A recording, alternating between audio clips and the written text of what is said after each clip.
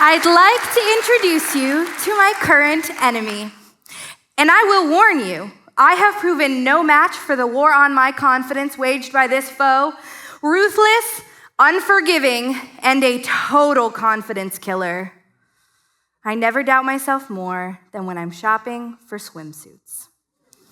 No matter how good I feel going in, or even shopping online, I'm left feeling like my summer bod is just barely out of reach. Or a little bit more than just barely, but who's to say? And I'm not somebody who's traditionally focused on appearance or fitting in, and yet even I fall victim to focusing on my flaws when faced by my enemy. I look in the mirror and it's like my brain takes a highlight tool to all my imperfections, as if a body and soul unmarred by time is actually the goal. And you know, this year I started a spray tanning business, which is random, I know. But having recently seen a lot of women without their clothes on, I have never been stronger in my opinion that skin is just skin. And yet almost everyone that steps into the room has some sort of qualifier about their body. 9 out of 10 women walk in and say, before I take my clothes off, I just need you to know, cue the sigh of relief that other people have body image issues too. But God's been using this to teach me about a lot more than just body image. I find that often he'll use something tangible to teach me something that's going to be harder for me to grasp. And what he's been showing me is that self-acceptance is actually a tool for growth. And I mean like the radical kind of self-acceptance that uses love as a verb and not just a passive affinity.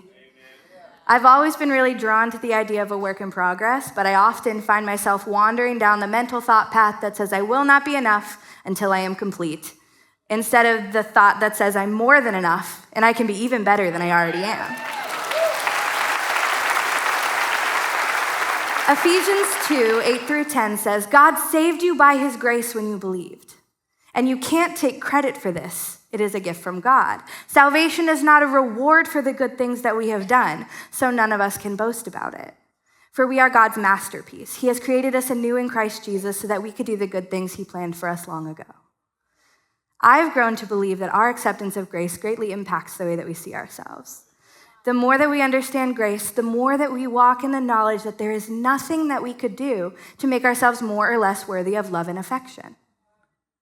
So let me ask you a question. If you could change one thing about yourself, what would it be? Maybe something physical.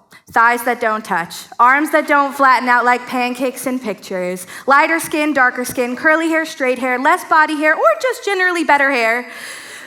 Would you choose for your stretch marks, wrinkles, or freckles to just magically disappear? Finally uncover those abs that have basically been in the witness protection program with how well they've hidden. Maybe you choose something invisible to change instead. Less needy, better planner, better at being in the moment, whatever that means. More confident, less controlling, quieter laugh, better at being a friend, a daughter, a wife, a mother, a sister. What would our lives be like if we could retouch the parts of ourselves that we resent? We'd finally be able to check everything off of our to-do list, for one. We wouldn't need to compare ourselves to anyone else because we would be the gold standard and everything would fall into place and we would finally be relieved of the constant baseline that's thumping in our brains of I'll be happy when I'm thinner, married, more successful, and less stressed. Because we'd be all those things and it would be great, right? Until we found something else to change. There's no suffering so painful as that of self-examination. Judge and jury in one body, and there's no way the defendant's going free. Yet we do not despise a mountain for its curve or the ocean for its roughness. So why then do we despise God's living, breathing, walking, talking creation, made for a purpose, yet never quite measures up? The most personal gift that we've been given, bought for a price, not on sale. This is not a discount love. So why should we live embracing anything less than every inch of who we are? And to embrace is not to settle for, but to willingly and enthusiastically accept every part.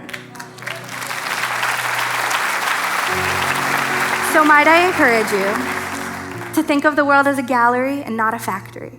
Unified but not uniform. It is not the imagined versions of ourselves that is on display, but the perfectly imperfect version of you with scars and frizzy hair and a laugh that fills up the room. Curated with a purpose, free from striving, wholly accepted. That is the incomprehensibility of grace.